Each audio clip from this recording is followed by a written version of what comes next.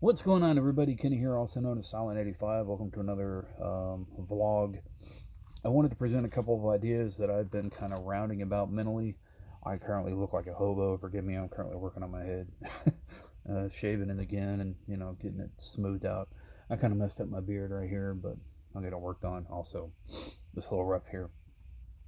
But I wanted to touch on something to further elaborate on a previous idea or um, view that I put in a previous video. I talked about religion and how I had to outgrow it and evolve it into something that helped me mentally and how I, process things. I talked about converting prayer to mantra, converting faith from a deity into myself and humanity, certain things to that regard. And I realized religion and fairy tales are good for adolescents of sorts because they do help not impose but teach some morality, teach lessons, teach life's lessons, and whatnot. Because obviously, as a kid and as an adolescent and as a younger mind, we're very fascinated by the universe. So, we want to help get our creativity flowing while also teaching lessons.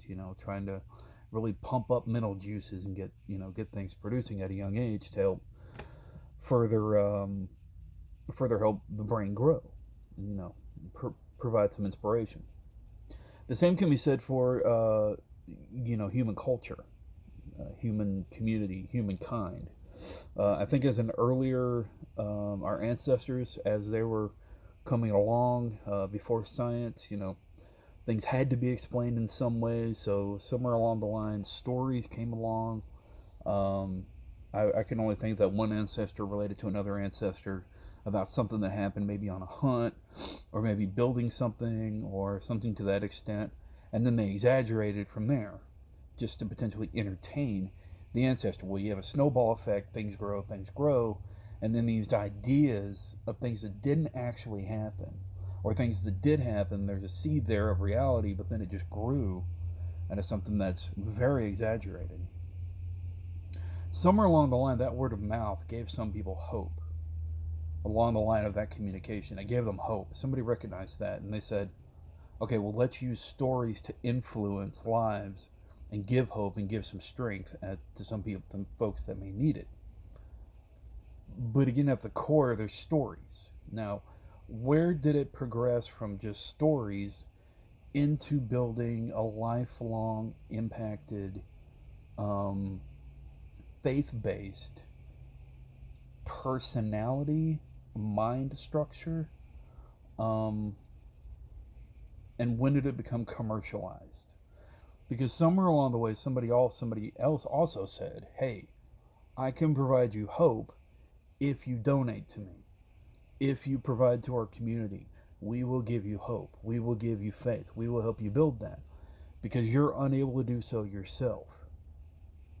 You're not able to do it yourself, so we'll do it for you. But you have to keep coming back. You have to keep on getting treated.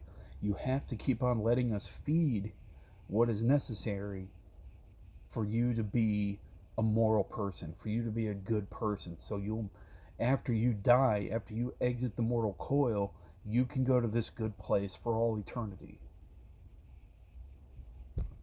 It's something to think about, And again, just my opinion and my mental works, but also along the way, I think there's some fact in there too.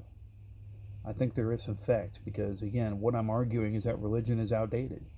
For the majority of us, we've outgrown it, or at least we should, especially as a society, because half of society at least still, operates off those teachings and whatnot. And again, they're good teachings, and they do help further along moral judgment, being a good human being, charitable and whatnot.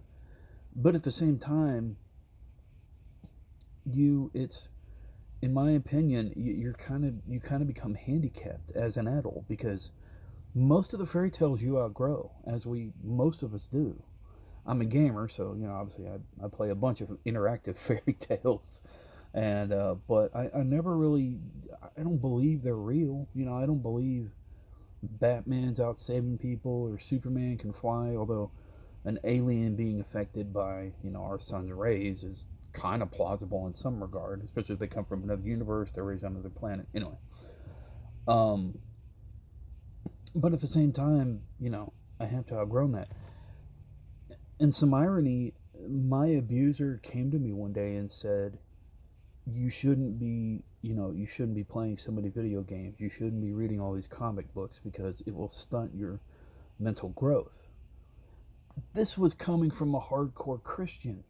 And at some point, I realized that's kind of hypocritical, isn't it? I mean, but I don't know. I mean, this is all contributed to from sources in our past. And again, as I argued in the last video, it takes away from who we are and what we can be as individuals and as a society. And it still blows my mind. Will we ever outgrow it as a society? I think we will. It will not happen in my generation, but it could happen within the next few generations. Because agnosticism and atheism is on the rise, but religious communities and people of a personal faith, there will always be resistance there, as there should be. I mean, that's the human community ratio, really, opinion versus fact, and that'll always be there. But I think in order to really progress into what humanity can be, I don't think it's night and day. I don't think you're gonna see religion totally disappear and then science totally takes over. No. But what I think we will see is the two kind of intersecting and providing a bit of a hybrid in some regard, maybe subtly on the religion part, but more upper for the scientific. Um, and you're kind of seeing that nowadays as people. I've even seen some pastors get away from the word religion, and that's being taught, and they're going for this needs to be more of a personal faith, but we need to keep the community kind of thing. So anyway, it's again a very very crazy thing to talk with anybody about, and there's always some nuances and in betweens, and it's always on an individual basis.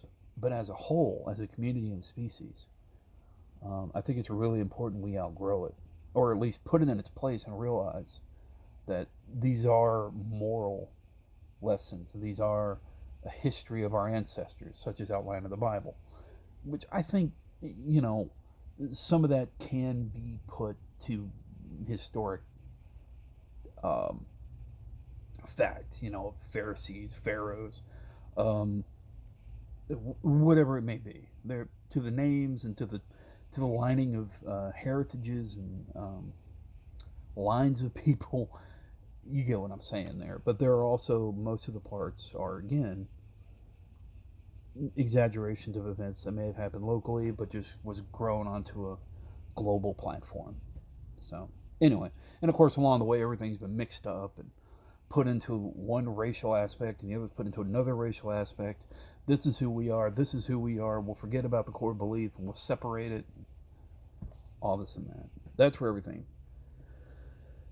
That's where the confusion comes in. That's where tribalism comes in. And that's where humanity gets mixed up and lost, in my opinion. Because we're all the same. We're all here. And, we're just fighting to survive and fighting to have some comfort in and with Mother Nature and the world and the universe. But that's who we are. At the core of it, we're all born naked with nothing except for what our parents have to give us, or our lack of parents have to give us, or our adopted parents, or whatnot. And so I think it's really, to me, it comes down to an opinion of, if you're going to raise somebody effectively, help them be prepared more for reality. And as they get older, allow them to question what you gave to them. And if they're going to question you and what was taught, obviously they're doing it in a nice way, and they're not like, oh, why did you do this to me? Be upfront with them. Just say, look, this is how I was raised. This is what got me through. And if you choose not to be this way, then you are your own person, and I have done my job as a parent, that I have allowed you to make your decisions. And that's very important. And thankfully, big shout out to my parents for doing that, because that's how they were. But some people are not as lucky as I've been. Some people, it's been forced on them, and that's never good. Anyway, thanks for watching. Stay safe, stay sane. Remember, you're awesome. Never let the world tell you otherwise. See ya.